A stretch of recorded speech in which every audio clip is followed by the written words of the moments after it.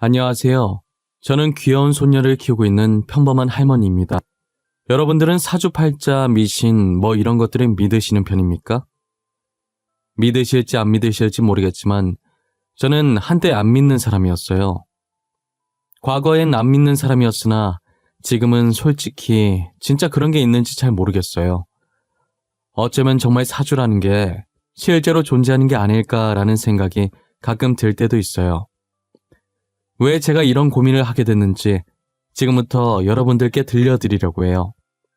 제 이야기를 듣고 여러분들은 어떻게 생각하는지도 궁금해지네요. 저는 아까 말씀드렸다시피 미신을 전혀 안 믿는 사람이었어요. 하지만 저희 어머니께서는 미신에 굉장히 맹신하시던 분이셨죠.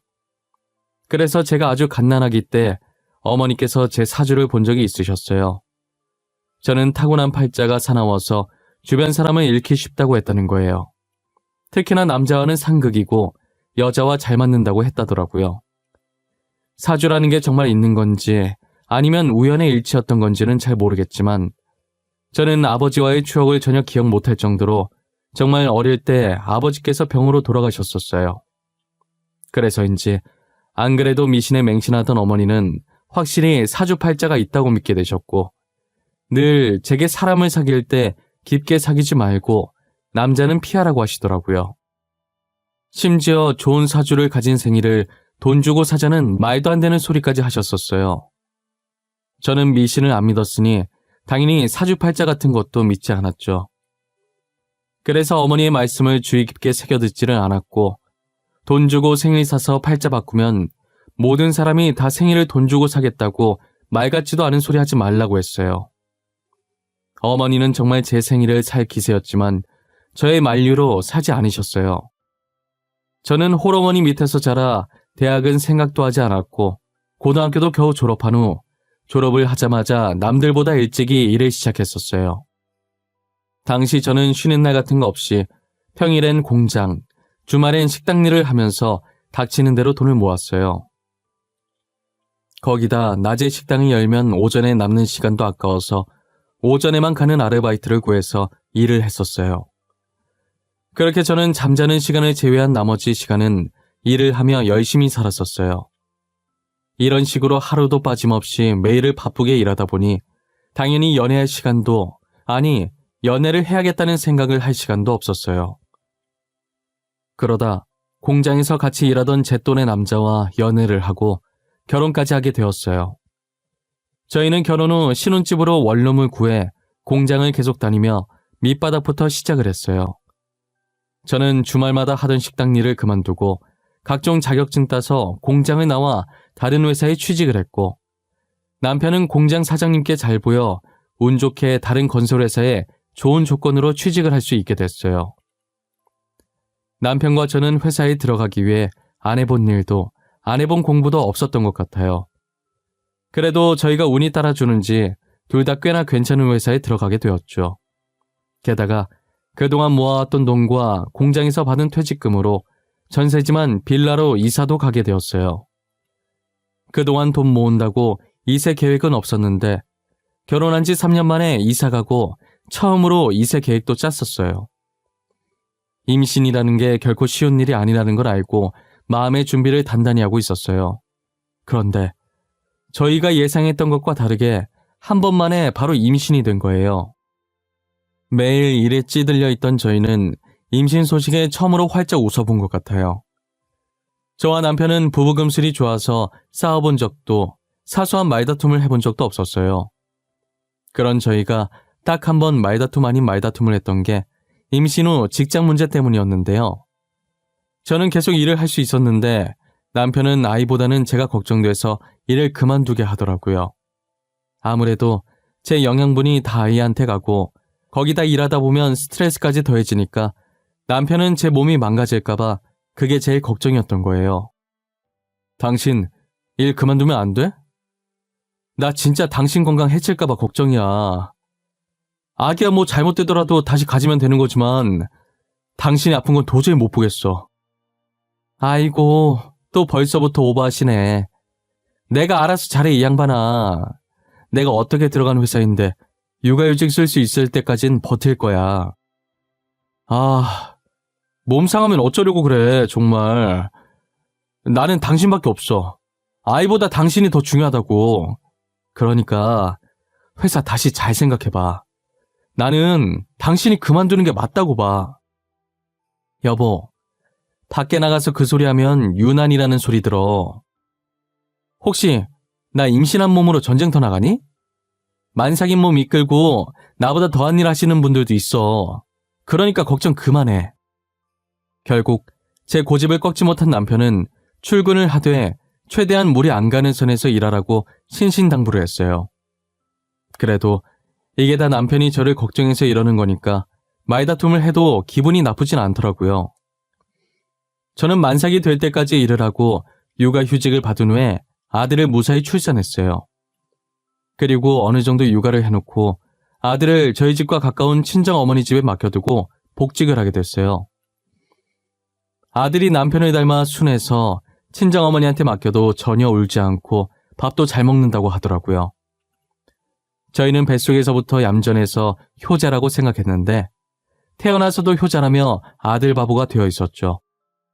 남편도 아들도 모두 제 말을 잘 들어서 저는 결혼 생활에 힘든 게 하나도 없었어요. 오히려 이 사람과 결혼해서 아이를 낳고 살길 잘했다는 생각이 많이 들었죠.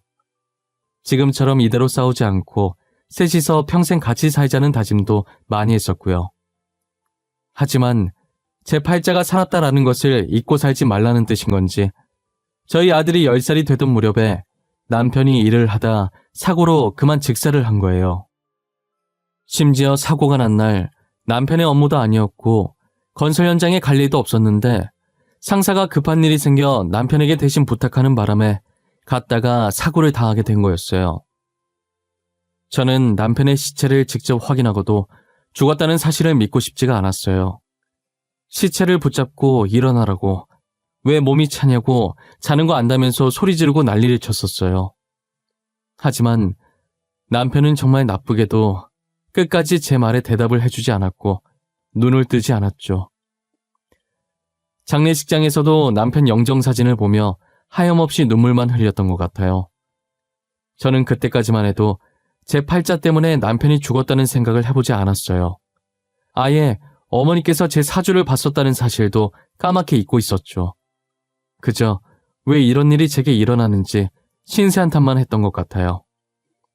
남편 따라갈까 생각도 많이 했지만 어린 아들을 보니 그러지도 못하겠더라고요. 그래도 10살밖에 안 된 아들이 자기 딴에는 장남이라고 의젓하게 장남 노릇을 하고 있는 거예요.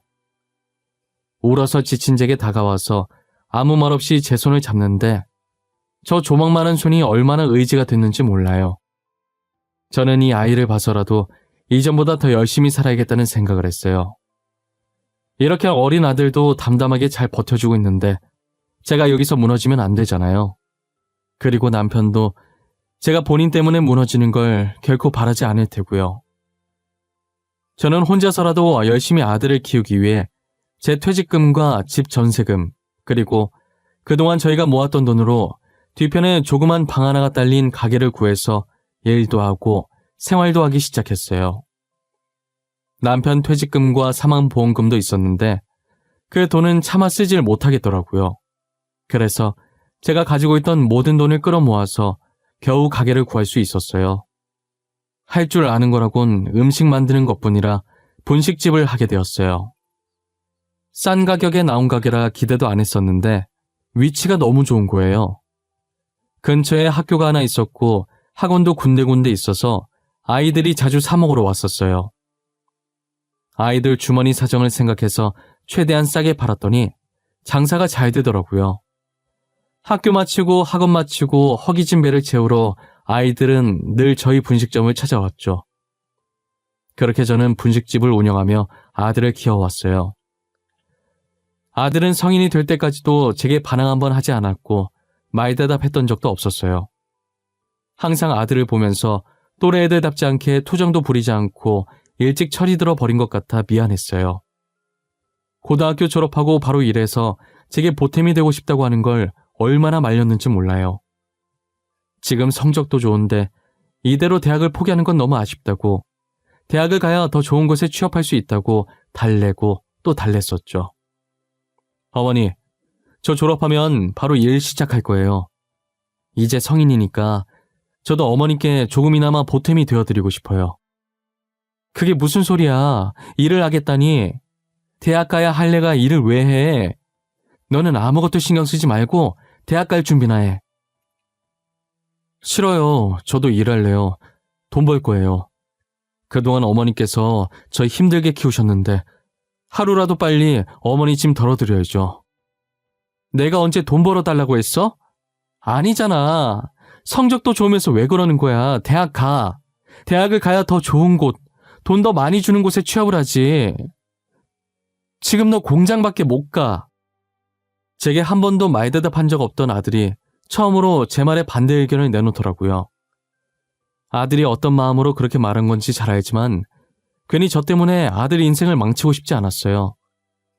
그렇게 저희는 며칠간 실랑이를 벌이다 아들은 저를 이기지 못했고 제 뜻대로 대학에 가겠다고 말했죠. 아들은 평소 성적이 좋았고 수능까지 잘 쳐서 이름 있는 대학교에 들어갈 수 있었어요. 저는 아들의 대학 등록금 내줄 돈을 충분히 가지고 있었기에 대학에 가라고 한 것이었는데 아들이 짐될까봐 열심히 공부해서 장학금 받고 다니는 바람에 제가 등록금을 내줄 기회가 없었어요. 늘 제 생각밖에 하지 않는 착한 아들 덕분에 제가 지금까지 잘 살고 있는 것 같아요. 그런 아들이 결혼할 나이가 다가올수록 저 혼자 괜히 서운해지고 아직은 아들과 더 같이 있고 싶은데 당장이라도 결혼할 여자가 있다고 인사시키면 어쩌지 하는 생각도 참 많이 했었어요. 역시나 제가 한창 생각이 많아졌을 때 아들이 며느리감을 데리고 왔더라고요. 며느리의 첫인상이 솔직히 말하면 그닥 좋은 편이 아니었어요. 얼굴이 워낙 날카롭게 생겨서 성격이 좀 있을 것 같다는 생각이 들었죠. 하지만 사람은 얼굴로 판단해서는 안 된다는 말이 있듯이 며느리의 성격이 얼굴과 정반대였어요. 얼굴은 까칠 도도한 반면 성격은 저희 아들이랑 똑같이 순둥하고 순수하더라고요. 제가 그냥 보내는 건 아닌 것 같아서 음식이라도 좀 내오려고 하면 제 뒤를 졸졸 따라다니며 자기가 뭐라도 도우려고 하는 모습이 너무 귀엽고 이뻐 보였어요. 어머님, 혹시 제가 도와드릴 건 없을까요? 저 과일 내놓으시려고 꺼내신 거죠? 그거 제가 들고 나갈게요. 저 반찬들도 식탁에 올려놓으면 되죠? 아이고, 괜찮아요. 내가 할게요. 손님은 대접을 받아야지. 이런 거에서 쓰나. 내가 할 테니까 우리 아들 옆에서 편하게 앉아있어요. 어른이 이렇게 바삐 움직이고 계신데 제가 가면 어떻게 가만히 있어요. 괜찮으니까 편하게 시켜주세요, 어머님. 괜찮다니까 그러네.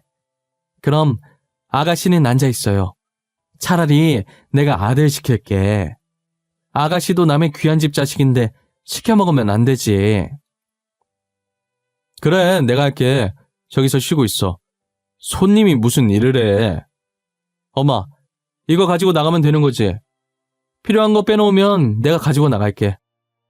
아이, 그래도...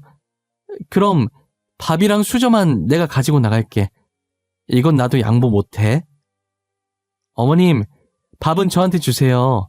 얻어먹는데 하나라도 도와야 제 마음이 편해요. 제게 잘 보이려고 일부러 가식을 떠는 게 아니라 원래 본인의 모습이라는 게 느껴졌어요. 밥을 먹으며 이런저런 얘기를 했는데 며느리가 저희 아들처럼 홀아버지 밑에서 자란 아이였더라고요.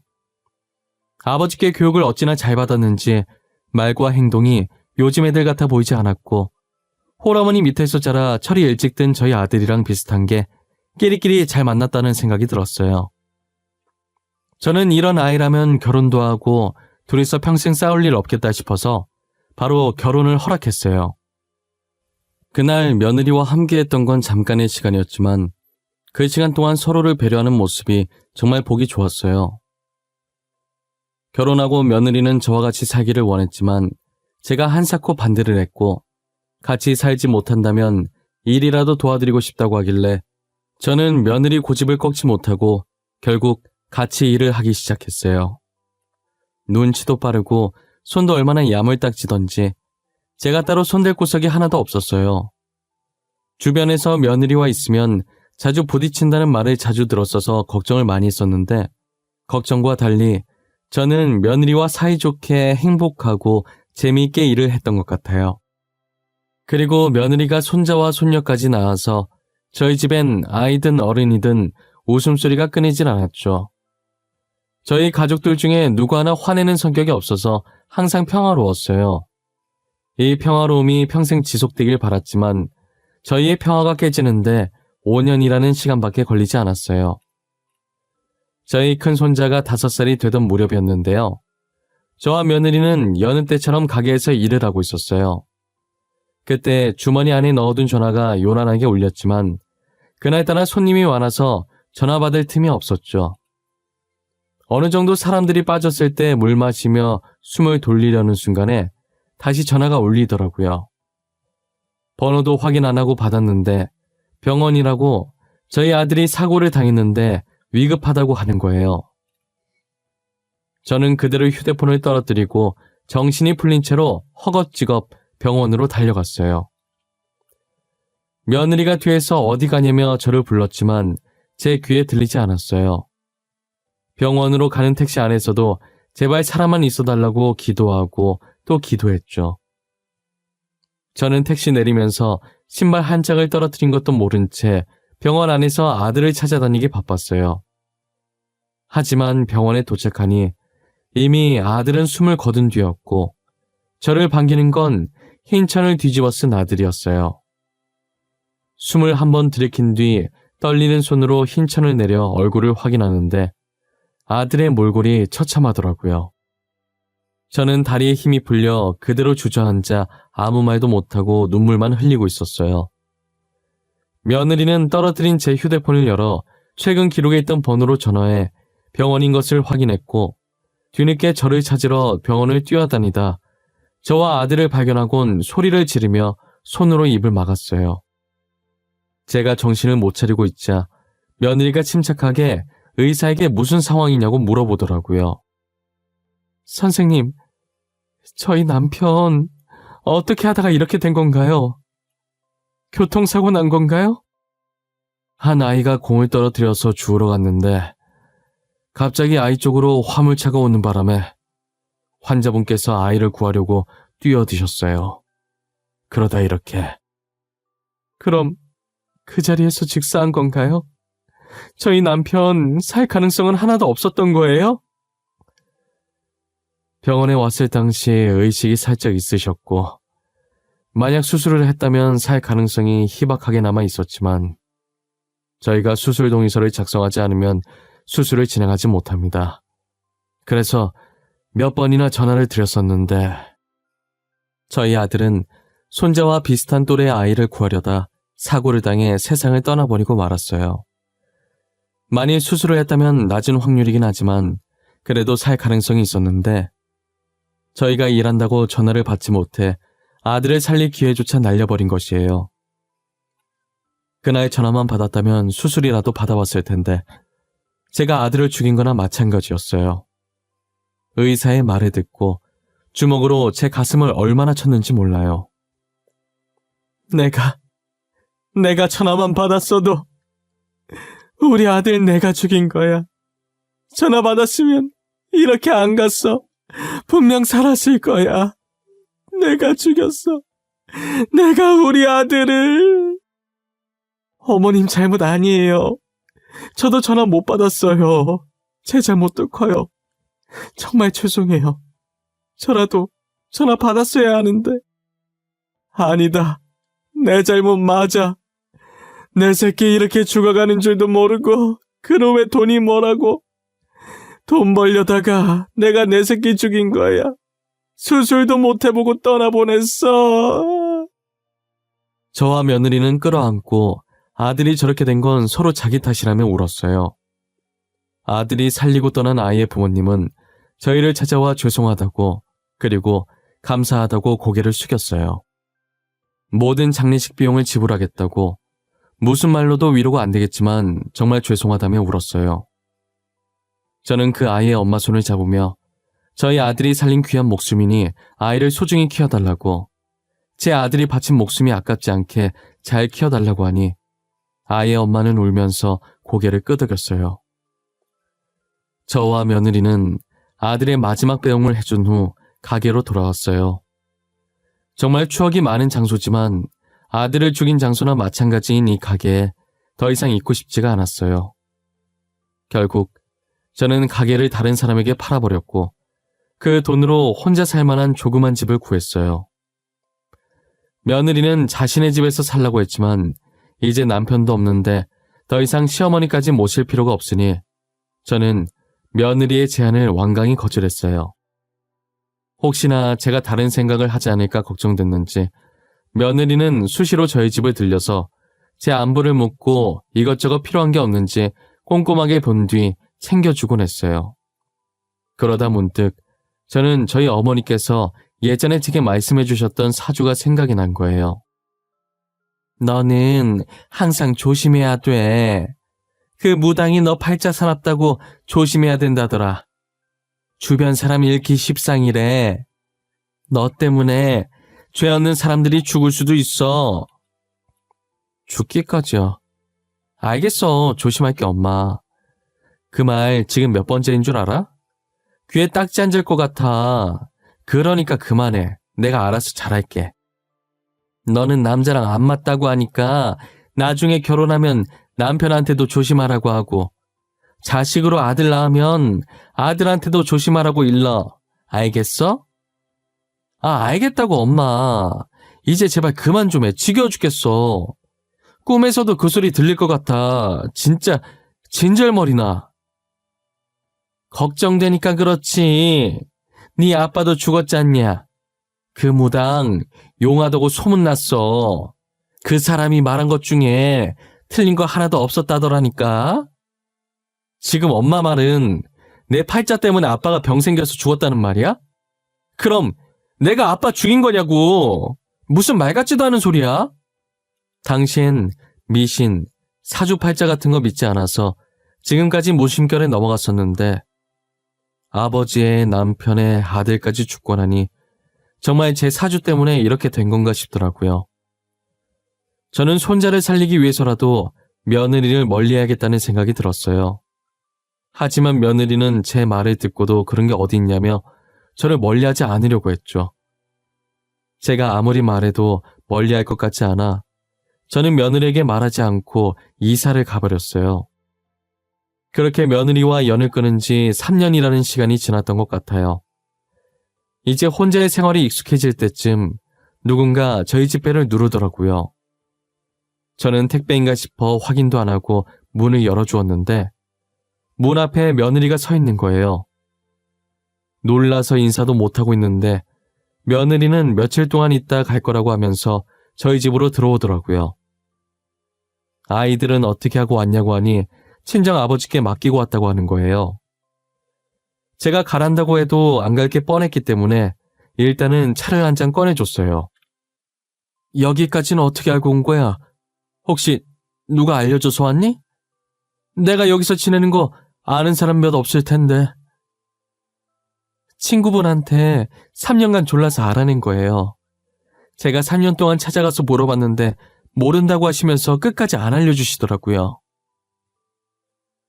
왜 그렇게까지 하는 거야? 나 이제 너랑 아무 사이도 아니잖아. 우리 아들도 죽고 없는데 너라도 새 출발 시작해야지. 어떻게 저희가 아무 사이가 아니에요? 저희 아이들의 할머니잖아요. 핏줄이잖아요. 저희가 이혼해서 떨어진 것도 아닌데 왜 남처럼 행동하세요? 저는 계속 어머님 대접해드릴 거예요. 내가 저번에도 말했잖니. 나랑 있으면 손자가 위험해진다고. 나는 손자 지키기 위해서 일부러 너랑 연을 끊은 거야. 솔직히 저는 그런 거 모르겠어요. 전 사주팔자 같은 거 안 믿거든요. 그런 건 제가 만들어가기 나름이죠. 저희 같이 만들어 나가요. 우리 같이 가요, 어머님. 며느리와 대화를 하는데 누구 하나 지려고 하지 않는 것이 정말 창과 방패 같았어요. 정말 1시간가량 정도 실랑이가 계속됐던 것 같아요. 결국 저는 며느리를 이기지 못하고 며느리 손에 이끌려서 나오게 되었죠. 며느리는 저를 친어머니라고 생각하고 정말 잘 챙겨줬어요. 이런 며느리가 세상에 어디 있을까라는 생각이 들 정도로 말이에요. 그렇게 1년 후, 손자가 9살이 되던 해, 제가 그동안 우려했던 일이 터지고 말았죠. 건강하던 손자가 백혈병에 걸리면서 골수 기증자를 찾지 못해 저희 곁을 떠나게 된 거예요. 저는 제 탓이라며 그때 어떻게든 며느리를 따라오는 게 아니었다며 울부짖었어요. 며느리는 아들을 잃어 슬플 만도 한데 현실을 담담하게 받아들이고 저를 위로해 주더라고요. 내가 뭐라고 그랬어. 손자도 위험해질 거라고 했잖아. 그냥 나 혼자 살게 냅두지 왜 그랬어? 왜? 나만 없었으면 손자 안 죽었을 거야. 그게 무슨 말이에요? 어머님 잘못 하나도 없어요. 그냥 제 아들 명이 딱 이 정도까지였던 거예요. 어머님 사주랑은 아무 상관이 없어요. 어떻게 상관이 없어? 나는 사주에 나왔던 것처럼 어렸을 때부터 내 주변 남자들이 죽었어. 아빠도 죽고 남편도 죽고 아들에 이제 손자까지. 사주 그대로 흘러가고 있다고. 어머님, 정말 사주대로 가는 거라면 저는 어머님께서 돌아가셨어야 해요. 그런데 이렇게 건강히 잘 살고 계시잖아요. 사주 이런 거 다 거짓말이에요. 상술이라고요. 알고 보니 며느리도 어렸을 때 사주를 봤는데 저처럼 팔자가 사납다고 했다더라고요. 제가 남자와 안 맞다고 나왔듯이 며느리는 손이 여자랑 안 맞다고 했다는 거예요. 처음엔 며느리도 어머니와 고모가 돌아가셔서 믿었다고 하더라고요.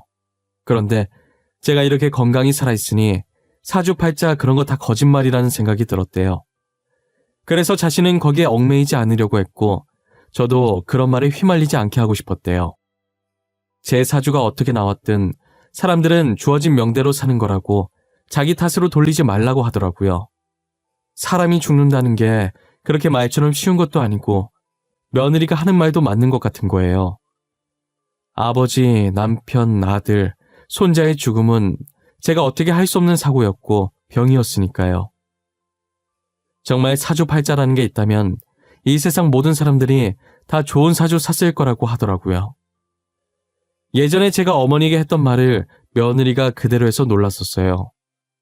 애당초에 사주를 돈으로 사고 팔 수 있다는 게 말이 안 되잖아요. 그래서 저는 더 이상 사주에 얽매이지 않아야겠다고 생각했어요. 손자의 마지막 가는 길을 본 후 며느리와 저는 일상으로 돌아왔어요. 며느리는 여전히 저를 자신의 친어머니처럼 잘 챙겨주며 살고 있어요. 저도 며느리를 딸 삼아 아들에게 못해줬던 것들을 해주고 있죠. 이 일이 있었던 것도 벌써 15년 전 일이네요. 현재 며느리는 저희 추억이 가득 담겨 있는 분식점을 다시 매입해 계속 운영 중이고 제 손녀는 건강히 자라 이제 곧 성인을 앞두고 있어요. 자기 아빠 닮아 공부를 잘했던 손녀는 의대를 가려고 준비 중이에요. 저는 이제 손녀도 다 키웠겠다. 노후를 즐기려고 계획을 세우고 있고요. 예전에 몸을 혹사시키며 일했던 게 이제야 탈이 나서 지금 제 몸에 안 아픈 곳이 없었어요.